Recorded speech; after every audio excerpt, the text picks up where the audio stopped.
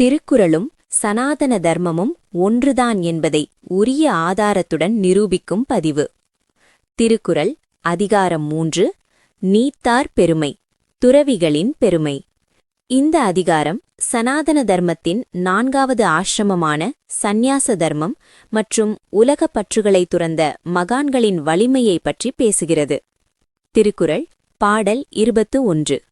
ஒழுக்கத்து நீத்தார் பெருமை, விழுப்பத்து வேண்டும் எனும் உலகின் நடை. விளக்கம்: தத்தமக்குரிய ஒழுக்கத்தில் நிலை நின்று உலகப் பற்றுகளை துறந்த மகான்களின் பெருமையே இந்த உலகத்தின் மேலான சிறப்புகள் எல்லாவற்றையும் விட மிக உயர்ந்ததாக போற்றப்படுகிறது. மகாபாரதம் சாந்தி பர்வம் அத்தியாயம் 269 ஸ்லோகம் 5. யத் சர்வபூதேப்யோ தக்ஷிணம் அப்யமுதாஹ்ருதம் அபயம் சர்வபூதேப்யோ தத் தானம் அனுத்தமம். அனைத்து உயிர்களுக்கும் அஞ்சத்தகாத நிலையை அபயம் அளித்து உலக ஆசைகளைத் துறந்த ஒரு சந்நியாசியின் நிலையே மிக உயர்ந்தது. அத்தகைய துறவிகளே உலகிற்கு வழிகாட்டிகள் என்பது இதன் பொருள். மனுஸ்மிருதி அத்தியாயம் 6 ஸ்லோகம் 96. அனேன விதினா சர்வான் த்யக்த்வா சங்கான் செனை சர்வத்வந்த்வ வினிர்முக்தோ பிரம்மண்யேவ அவதிஷ்டதே. மெல்ல மெல்ல உலக பற்றுகள் அனைத்தையும் துறந்து இன்பத் துன்பம் போன்ற இரட்டைகளைக் கடந்த துறவி பிரம்மத்திலேயே, அதாவது இறைவனில் நிலை பெறுகிறார். அத்தகைய மகான்களின் பெருமை அளவிடற்கரியது. திருக்குறளும் சனாதன தர்மமும் ஒருமைப்பாடு. வள்ளுவர் ஒழுக்கத்து நீத்தார் என்று குறிப்பிடுவது சனாதன தர்மம் வலியுறுத்தும் வர்ணாசிரம தர்மத்தில் சந்நியாச ஆசிரமத்திற்குரிய ஒழுக்கங்களை கடைப்பிடிப்பவர்களை குறிக்கிறது. உலக ஆசைகளைத் துறந்த முனிவர்களே சமூகத்தின் தலைசிறந்த வழிகாட்டிகளாக கருதப்பட வேண்டும் என்ற சனாதன பார்வையை இக்குறள் உறுதிப்படுத்துகிறது. இக்குறள் இறந்தவர்களின் எண்ணிக்கையை கணக்கிடுவது எப்படி இயலாததோ அதேபோல் பற்றுக்களை துறந்தவர்களின் பெருமையை கணக்கிடுவதும் இயலாது என்பதை விளக்குகிறது. திருக்குறள் பாடல் 22. துறந்தார் பெருமை துணை கூறின் வையத்து இறந்தார் எண்ணிக்கை தவறு.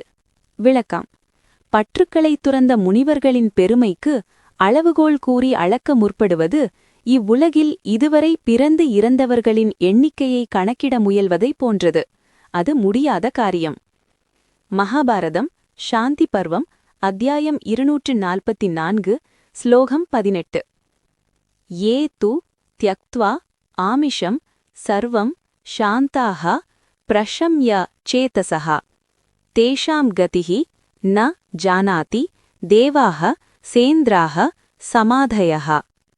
உலக ஆசைகளாகிய புலன் இன்பங்களை முழுமையாகத் துறந்து சாந்தமான மனதுடன் விளங்கும் அந்த மகாத்மாக்கள் அடையும் உன்னத நிலையை இந்திரன் உள்ளிட்ட தேவர்களாலும் கூட முழுமையாக அறிந்து அளவிட முடியாது. மனுஸ்மிருதி அத்தியாயம் 6 ஸ்லோகம் 39. யஸ்மாத் அணுமபி பூதேப்யோ ந பயம் ஜாயதே க்வச்சேத் தஸ்ய தேஹாத் விமுக்தஸ்ய பயம் நாஸ்தி குதஸ்சன. எந்த ஒரு துறவியால் மற்ற உயிர்களுக்கு சிறிய பயம் கூட உண்டாவதில்லையோ அத்தகைய துறவியின் பெருமை அனந்தமானது. அவர் உடலை துறந்தபின் அடையும் மோட்ச நிலையின் மகிமையை எவராலும் அளவிட முடியாது. திருக்குறளும் சனாதன தர்மமும் ஒருமைப்பாடு. துறவிகளின் பெருமையை அளவிட முடியாது என்ற வள்ளுவரின் கருத்து சனாதன தர்மம் சந்நியாசிகளை நிர்வாண அல்லது பிரம்ம நிலையில் வைத்து போற்றுவதோடு ஒத்துப்போகிறது. ஒரு சந்நியாசி என்பவர் உலகக் கணக்குகளுக்கு அப்பாற்பட்டவர். உலகப் பற்றை நீக்கியவர் எல்லையற்ற பிரம்மத்துடன் ஒன்றிவிடுவதால் அவரது பெருமை எண்ணற்றது, அதாவது அனந்தம் என்ற வேதகால தத்துவத்தையே இக்குறள் முன்மொழிகிறது. இக்குறள் இருபிறப்பாளர்களாகிய அந்தணர்களின் தர்மத்தையும் பற்றுக்களை துறந்தவர்களின் சிறப்பையும் விளக்குகிறது. திருக்குறள் பாடல் 23. இருமை வகை தெரிந்து ஈண்டு அறம் பூண்டார் பெருமை பிறங்கிற்று உலகு. விளக்கம்: பிறப்பு இறப்பு என்னும் இரண்டின் தன்மைகளையும் அல்லது இம்மை மறுமை பயன்களையும் ஆராய்ந்து அறிந்து இப்பொழுதே ஆசைகளைத் துறந்து அறநெறியை மேற்கொண்டவர்களின் பெருமையே இவ்வுலகில் உயர்ந்து விளங்குகிறது. மகாபாரதம் பீஷ்ம பர்வம் அத்தியாயம் 24 ஸ்லோகம் 11. யன்னிபோத சமாசேன த்வக்ஷரத்வம் உபாகதம் த்யக்த்வா கர்மபலம் சங்கம் யோகயுக்தோ முனிர்பவேத். பயன்களில் பற்றை விடுத்து கர்மங்களின் இரட்டைத் தன்மையை, அதாவது நன்மை தீமை இம்மை மறுமை அறிந்து யோகத்தில் நிலை பெற்றுள்ள முனிவனே உண்மையான மேன்மையைப் பெறுகிறான். அத்தகைய ஞானியால் உலகம் பிரகாசிக்கிறது. மனுஸ்மிருதி அத்தியாயம் 12 ஸ்லோகம் 88. இஹ ச ஆமுத்ர ச ஏவ அனிஷ்டம் த்யக்த்வா கர்மபலம் சுபம் யோ அப்யஸ்யதி பிரம்மவித்யாம் ச சர்வசுகம் அச்னுதே. இம்மை இவ்வுலகம், மறுமை மேலுலகம் ஆகிய இரண்டின் பலன்களையும் உணர்ந்து பற்றுக்களை துறந்து பிரம்ம வித்யை, அதாவது இறை ஞானத்தை பயில்பவன் எல்லா இன்பங்களையும் விட மேலான மோட்சத்தை அடைகிறான். திருக்குறளும் சனாதன தர்மமும். ஒருமைப்பாடு. வள்ளுவர் இங்கு இருமை வகை தெரிந்து என்று குறிப்பிடுவது சனாதன தர்மத்தின் விவேகம் எனும் தத்துவமாகும். அதாவது எது நிலையானது எது நிலையற்றது என்று பகுத்தறிந்து பார்ப்பது. இம்மை மறுமை பலன்களை ஆராய்ந்து ஆசைகளை துறப்பதே சந்நியாசம். சனாதன தர்மம் கூறும் இந்த ஞான மார்க்கத்தையே வள்ளுவர் அறம் பூண்டார் பெருமை என்று போற்றுகிறார். திருக்குறள் பாடல் 24. உரனென்னும் தோட்டியான் ஓரைந்தும் காப்பான் வரனென்னும் வைப்பிற்கோர் வித்து. விளக்கம். அறிவு திண்மை என்னும் அங்குசத்தைக் கொண்டு ஐம்புலன்கள் என்னும் யானைகளை தன்வசப்படுத்தி அடக்கிக் காப்பவன் மேலான வீட்டுலகம் என்னும் நிலத்திற்கு ஒரு சிறந்த விதையாவான். மகாபாரதம் பீஷ்ம பர்வம் அத்தியாயம் 28 ஸ்லோகம் 26. யதோ யதோ நிஸ்ஸரதி மனஸ்சஞ்சல மஸ்திரம் ததஸ்ததோ நியம் எய்தத் ஆத்மன்யேவ வசம் நயேத். சஞ்சலமானதும் நிலை இல்லாததுமான மனம் எந்தெந்த புலன் வழியாக வெளியே ஓடுகிறதோ அந்தந்த புலன்களிலிருந்து அதை தடுத்து நிறுத்தி ஆத்மாவிலேயே தன் வசமாக நிலைநிறுத்த வேண்டும். இவ்வாறு புலன்களை அடக்குபவனே மேன்மை அடைகிறான். மனுஸ்மிருதி அத்தியாயம் 2 ஸ்லோகம் 88. இந்திரியாணாம் விசரதாம் விஷயேஷ்வ அபஹாரிஷு சம்யமே யத்னமாதிஷ்டேத் வித்வான் யந்தேவ வாஜினாம். கவர்ச்சிகரமான புலனின்பங்களை நோக்கி ஓடுகின்ற ஐம்புலன்களையும் ஒரு தேரோட்டி தனது குதிரைகளை அடக்கி ஆழ்வது போல அறிவாளி அல்லது துறவி தன் வசப்படுத்த வேண்டும். புலனடக்கமே முக்திக்கான வழி. திருக்குறளும் சனாதன தர்மமும். ஒருமைப்பாடு. வள்ளுவர் ஐம்புலன்களை யானைகளாகவும் அறிவை அவற்றை அடக்கும் அங்குசமாகவும் உருவகப்படுத்துகிறார். இது சனாதன தர்மத்தின் இந்திரிய நிக்கிரகம் என்ற புலனடக்கமும் கதோபனிடதத்தில் கூறப்படும் இந்திரிய அஸ்வ என்ற புலன் குதிரைகள் உருவகத்தோடு முற்றிலும் ஒத்துப்போகிறது. ஐம்புலன்களை அடக்குபவனே முக்திக்கு தகுதியானவன் என்ற கருத்து இரு நெறிகளிலும் ஆணித்தரமாக பேசப்படுகிறது. இக்குறளில் ஐம்புலன்களை அடக்கி வெற்றி கண்ட துறவியின் வலிமைக்குச் சான்றாக இந்திரனை வள்ளுவர் குறிப்பிடுகிறார். குறள் 25. ஐந்தவித்தான் ஆற்றல் அகழ்விசும்புளார் கோமான் இந்திரனே சாலும் கரி. விளக்கம். ஐம்புலன்களையும் அடக்கி வென்ற துறவியின் ஆற்றலுக்கு அகன்ற வானுலகிற்கு தலைவனான இந்திரனே போதுமான சாட்சியாவான்.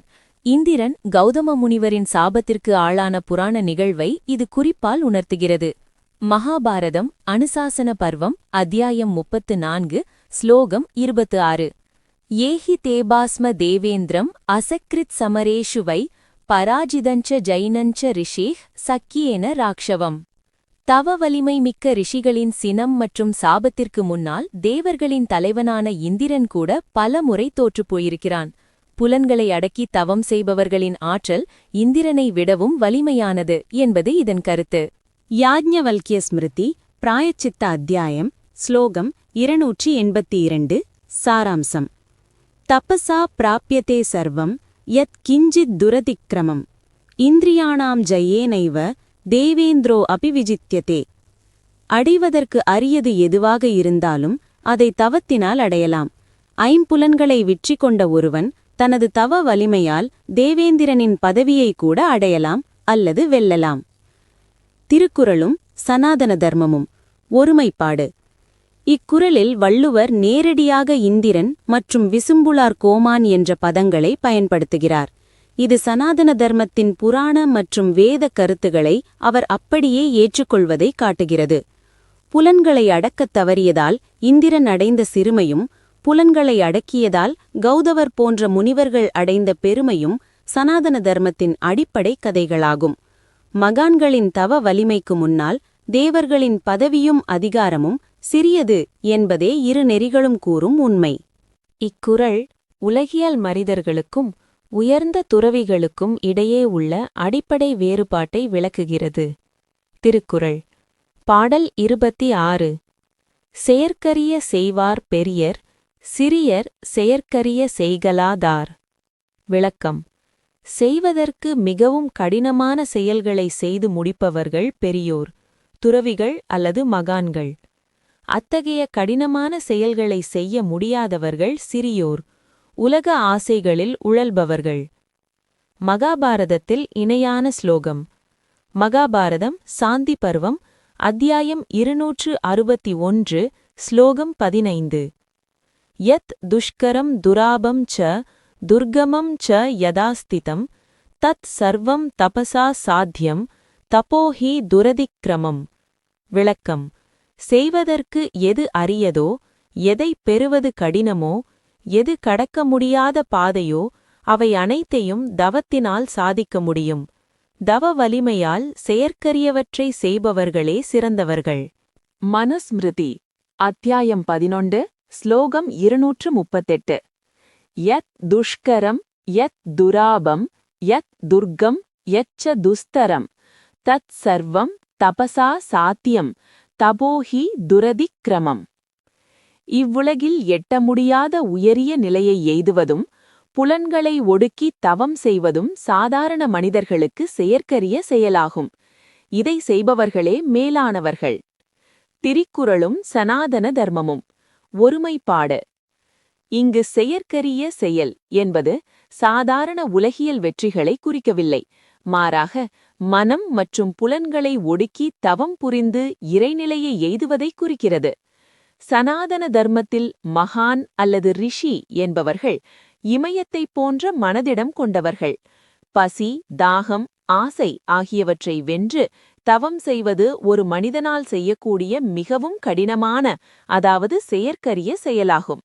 இந்த ஆன்மீக சாதனையை செய்பவர்களே பெரியோர் என்ற சனாதன தத்துவத்தை வள்ளுவர் மிக எளிமையாக விளக்குகிறார்.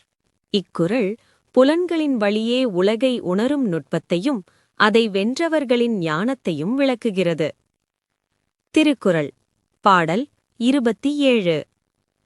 சுவை, ஒளி, ஊறு, ஓசை, நாற்றம் என்றைந்தின் வகை தெரிவான் கட்டே உலகு. விளக்கம்: சுவை, ஒளி, ஊறு அதாவது தொடு உணர்வு, ஓசை, நாற்றம் அதாவது மணம் என்று சொல்லப்படும் 5 புலன்களின் தன்மைகளையும் அவற்றின் வழியாக வரும் இன்ப துன்பங்களை ஆராய்ந்து அறிந்தவனுடைய வசத்திலேயே இந்த உலகம் இருக்கும். மகாபாரதம் சாந்தி பர்வம், அத்தியாயம் 210, ஸ்லோகம் 34. ஷப்தஹ ஸ்பர்ஷஸ்ச ரூபம் ச ரசோ கந்தஸ்ச பஞ்சமஹ இந்திரியாணி பிருதக் தேவே ஞானானி ஏதானி பாரத. ஓசை, தொடுதல், உருவம் அதாவது ஒளி, சுவை மற்றும் மணம் ஆகிய 5ம் தனித்தனியான புலனறிவுகளாகும். இவை எவ்வாறு ஒருவனை பந்தப்படுத்துகின்றன அல்லது விடுவிக்கின்றன என்பதை அறிந்தவனே உண்மையான ஞானி. மனுஸ்மிருதி அத்தியாயம் 2, ஸ்லோகம் 92. ஏகாதசமனக சாபி ஸ்வகுணேனோபயாதிகம் யஸ்மின் ஜிகே ஜிதாவேதௌ பவதஹ பஞ்சகௌ கணௌ. சுவை, ஒளி முதலான 5 புலன் உணர்வுகளையும் அவற்றின் தலைவனான மனதையும் எவன் ஒருவன் வெல்கிறானோ அவன் இந்த உலகையே வென்றவனாகிறான். அந்த 5 வகைகளை அறிவதே ஆத்ம ஞானத்தின் தொடக்கம். திருக்குறளும் சனாதன தர்மமும். ஒருமைப்பாடு. வள்ளுவர் இங்கு குறிப்பிடும் வரிசை, சுவை, ஒளி, ஊறு, ஓசை, நாற்றம் என்பது சனாதன தர்மத்தின் சாங்கிய யோகத்தில் கூறப்படும் தன்மாத்திரைகள் என்ற தத்துவத்தோடு அப்படியே பொருந்துகிறது. நிலம், நீர், நெருப்பு, காற்று, ஆகாயம் ஆகிய பஞ்சபூதங்களின் நுணுக்கமான தன்மைகளே இந்த ஐந்தும் ஆகும். இவற்றை அடக்கி ஆள்பவன் ஜிதேந்திரியன் எனப்படுகிறான். உலகம் அவன் வசப்படும் என்பது அவன் உலக ஆசைகளுக்கு அடிமையாகாமல் உலகம் அவனது ஞானத்திற்கு அடிபணியும் என்ற சனாதன உண்மையை விளக்குகிறது. இக்குறள் உலகப் பற்றுகளைத் துறந்த மகான்கள், அதாவது நிறைமொழி மாந்தர் சொல்லும் சொல்லின் வலிமையைப் பற்றி விளக்குகிறது. திருக்குறள் பாடல் 28. நிறைமொழி மாந்தர் பெருமை நிலத்து மறைமொழி காட்டிவிடும். விளக்கம். பயன் நிறைந்த சொற்களைப் பேசும் ஆற்றல் கொண்ட மகான்களின் பெருமையை அவர்கள் உலகிற்கு வழங்கிய மறைமொழிகளே, அதாவது வேடங்கள் மற்றும் மந்திரங்களே சான்றாக நின்று காட்டிவிடும். மகாபாரதம் சாந்தி பர்வம் அத்தியாயம் 161 ஸ்லோகம் 10. யத் பிராமணாக சம்யக் கிதந்தி லோகே தத் தத் ததா நாவ்ருதமேவ சத்யம் மந்த்ராஸ்த ததா சத்யவச்சோபலேன பிரவர்த்தந்தே வை புருஷஸ்ய தேவ. சத்தியத்திலேயே நிலைத்து நிற்கும் மகான்கள் எதை சொல்கிறார்களோ அது உண்மையாகவே நடக்கும். அந்த மகான்களின் வாக்கு வலிமையே, அதாவது வாக்கு சித்தியே மந்திரங்களாக மாறி உலகை காக்கின்றன. மனுஸ்மிருதி அத்தியாயம் 11 ஸ்லோகம் 33. ஸ்ருதிர் அதர்வாங்கிரஸ்யுஹு குர்யாத் இத்ய விசாரயன் வாக் வை சாஸ்திரம் பிராமணஸ்ய தேன ஹன்யாதரீன் ஸ்வான். மகான்களின் சொல்லே சாஸ்திரமாகும், அதுவே மிக வலிமையான ஆயுதமும் ஆகும். அவர்கள் சொல்லும் மறைமொழிகள், மந்திரங்கள் எவ்வித சந்தேகமும் இன்றி பலிக்கக்கூடியவை. அத்தகைய சொல்லாற்றலே அவர்கள் பெருமைக்கு சான்று. திருக்குறளும் சனாதன தர்மமும். ஒருமைப்பாடு. வள்ளுவர் இங்கு மறைமொழி என்று குறிப்பிடுவது சனாதன தர்மத்தின் ஆதாரமான வேதங்களை மற்றும் மகான்களின் வாக்கு சித்தியை ஆகும். சனாதன தர்மத்தில் ரிஷிகள் என்பவர்கள் மந்திர திரிஷ்டாக்கள், அதாவது மந்திரங்களை கண்டறிந்தவர்கள். அவர்கள் வாயால் உதிர்க்கும் வார்த்தைகள் எப்பொழுதும் பொய்க்காது என்பது சத்யவாக் தத்துவமாகும். மகான்களின் மகிமையை தெரிந்து கொள்ள வேறு எங்கும் செல்ல வேண்டாம், அவர்கள் அருளிய மந்திரங்களின் ஆற்றலை பார்த்தாலே போதும் என்ற வள்ளுவரின் கருத்து வேத நெறியோடு அப்படியே பொருந்துகிறது. இக்குறள் குணத்தினால் உயர்ந்த மகான்கள் ஒரு நிமிடம் சினம் கொண்டால் அந்த சினத்தை தாங்கும் வலிமை யாருக்கும் இல்லை என்பதை விளக்குகிறது. திருக்குறள் பாடல் 29. குணமென்னும் குன்றேறி நின்றார் வெகுளி கணமேயும் காத்தல் அரிது. விளக்கம். நற்குணங்களாகிய குன்றின்மேல் ஏறி நின்ற மகான்கள், துறவிகள் ஒருவேளை சினம் கொள்வார்களானால் அந்த சினத்திலிருந்து ஒரு கணநேரம் கூட யாராலும் தப்பித்துக் கொள்ள முடியாது. அவர்களது சாபம் அல்லது சினம் அத்தனை வலிமையானது. மகாபாரதம் வனப்பர்வம் அத்தியாயம் 2 ஸ்லோகம் 34. ஏஷாம் கோபஹ பிரசாதஸ்ச பிரத்யக்ஷஹ க்ஷணத்ருஷ்யதே தபசா தேஹி சம்யுக்தாக சாபானுகிரஹணே க்ஷமாக.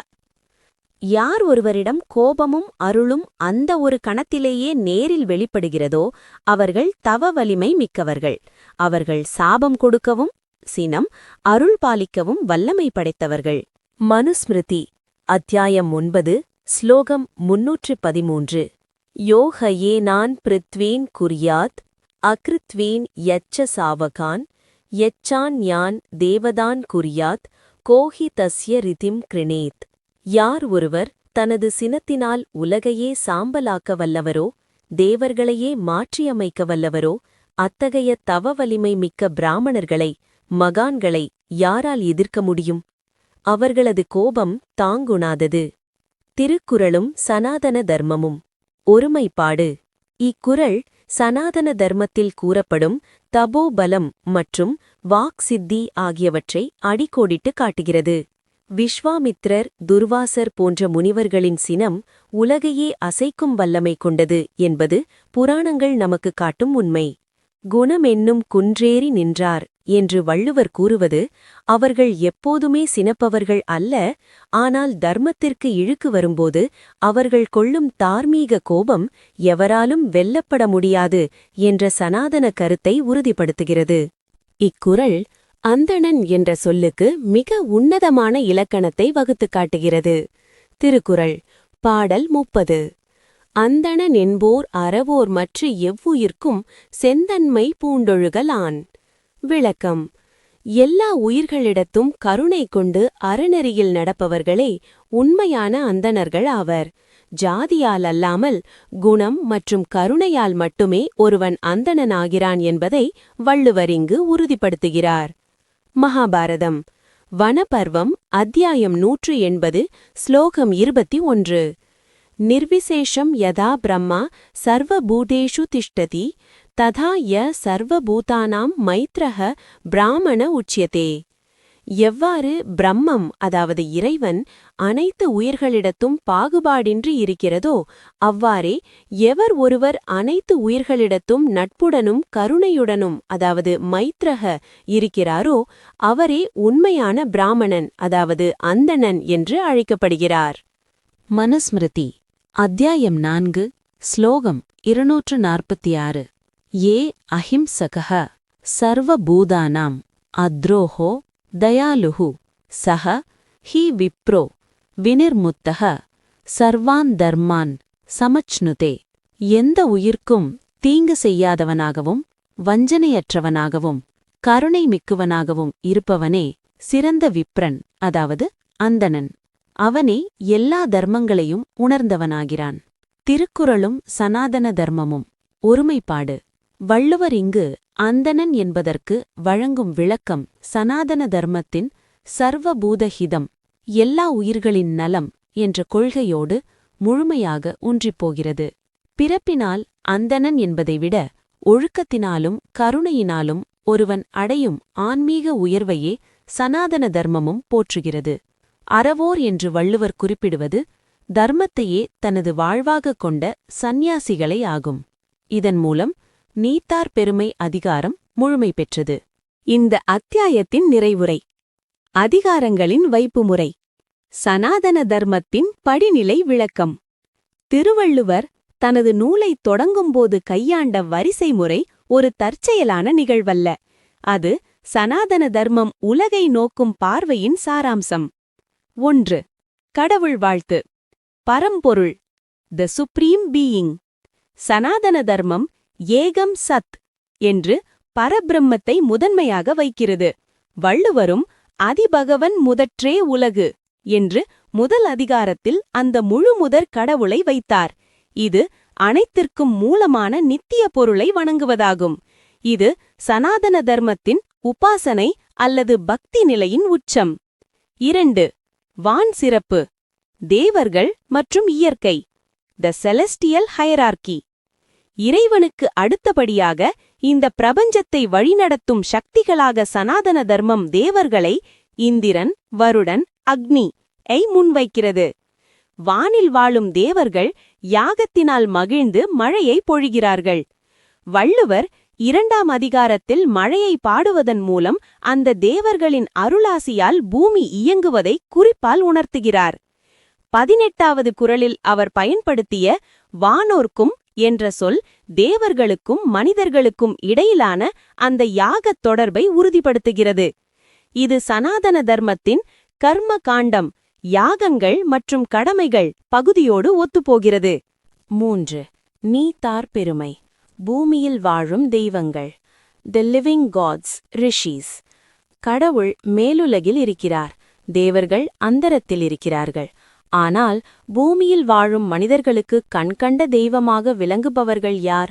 அவர்களே நீத்தார் எனப்படும் துறவிகள்.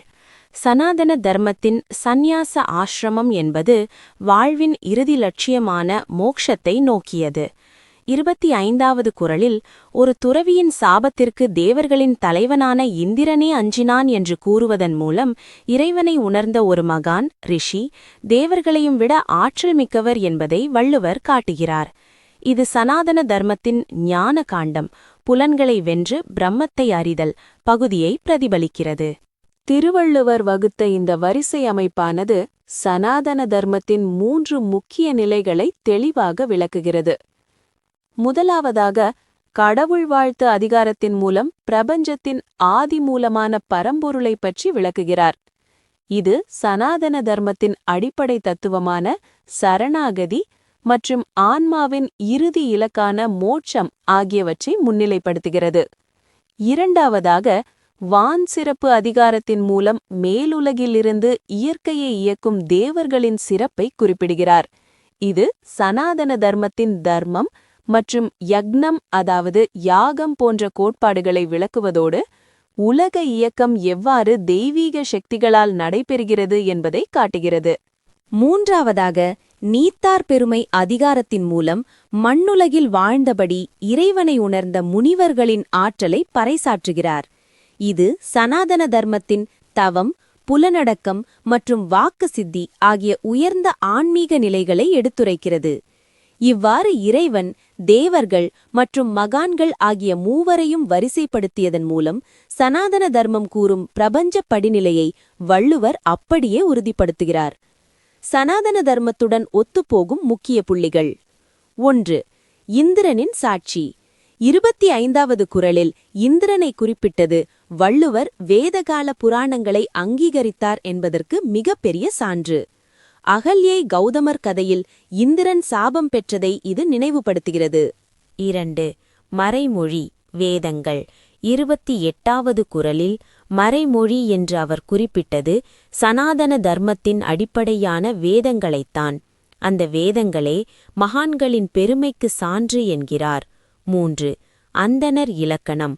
30வது குறளில் அந்தணர் என்போர் எவ்வுயிர்க்கும் செந்தன்மை பூண்டொழுகுபவர் என்கிறார். இது வசுதைவ குடும்பகம், அதாவது உலகமே ஒரு குடும்பம் மற்றும் சர்வபூத தயா என்ற வேதக் கொள்கையின் நேரடி விளக்கம். முடிவுரை.